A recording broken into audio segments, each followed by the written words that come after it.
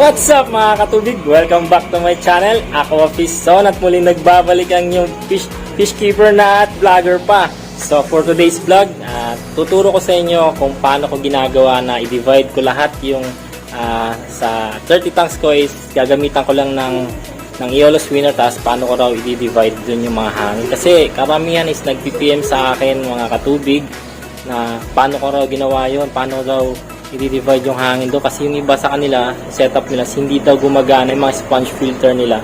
So paano ko raw yung ginagawa? So madali lang yan guys, tuturo ko sa inyo. Dapat marunong kayong itimpla yung hangin natin sa bawat tank. Kung gumamit kayo ng mas maraming tank, kailangan marunong kayo magtimpla niyan. So yung iba kasi gumagamit ng mas mataas na aerator pump or compressor para masuplayan lahat yung tank na yon kung ganun karami.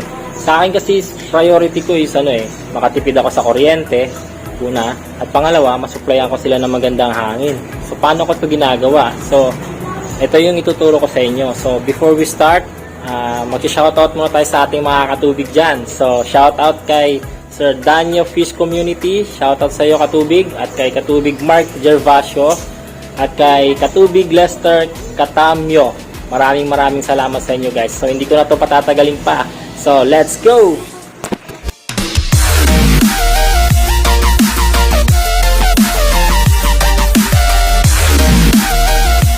So heto na nga guys, pasok tayo sa aking munting palaisdaan. So papakita ko sa inyo.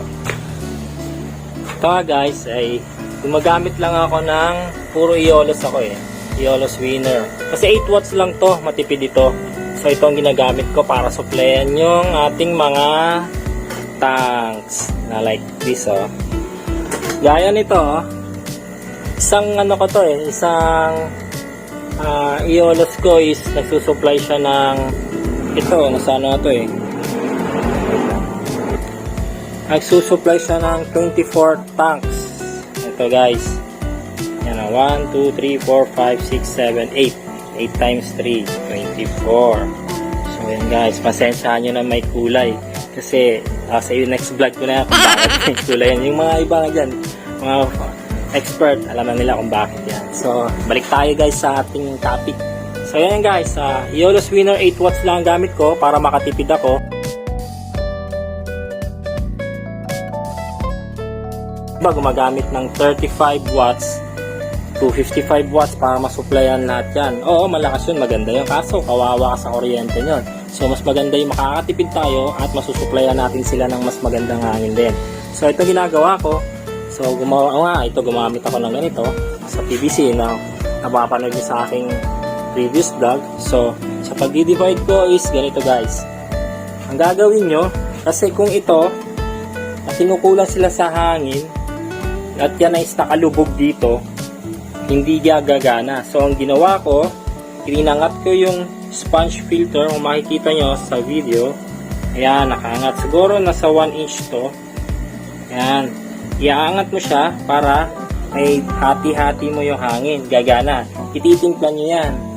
Ayan guys. So kagandahan din ito is madaling linisin yung natin, yung bottom part ng tank natin hindi ko nalinis kasi hindi pa ako. Pero yan ang maganda rin ang purpose sa kanya at hindi siya nabibitin sa hangin. Pero kung may malakas kayong compressor, di nyo na kailangan yan. Kahit nasa baba yan, gagana lahat ito. Ako, nagtitipid. So, okay naman. Ilalakas ko naman siya. Kung titingnan nyo, i-adjust ko.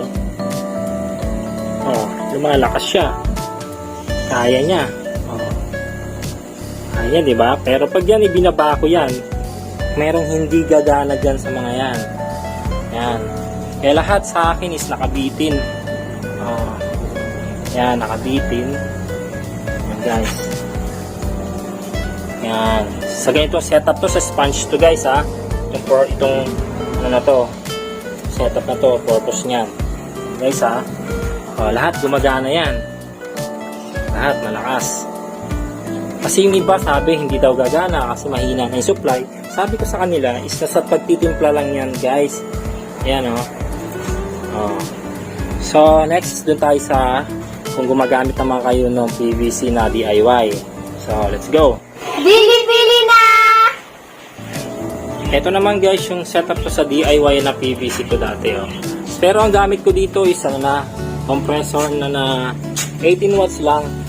Oh, pero dating nakalagay dito is Eolus Winner din ito. So ito is galing sa dati kong setup. Kaysa naman itapon ko, ibenta ko. Ginamit ko na lang siya para dito. Kasi 30 tanks ito para mas masuplayan niya. Tapos malaki itong tanks eh. Oh, DIY to 15 by 12 by 15 to eh. So mas malaki siya kaysa doon sa dati kanina na ano lang yon, 2.5 gallons lang yon. So ito yung setup ko sa 30 tanks. Ang ginawa ko is yung nga din, oh. Tinaas ko yung kung mapapansin nyo.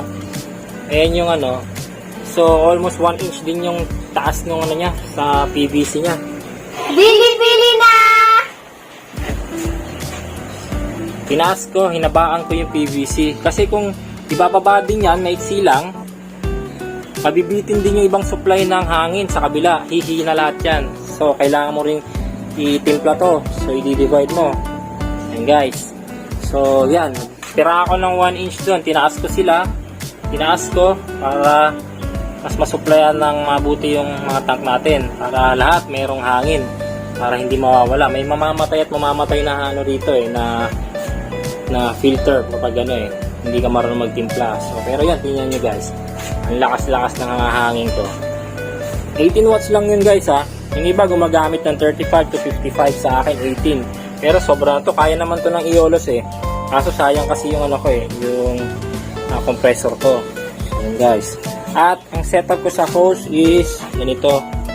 Nandito lang siya sa yan oh. Hindi ko masyadong binaon. Hanggang dito lang siya sa elbow.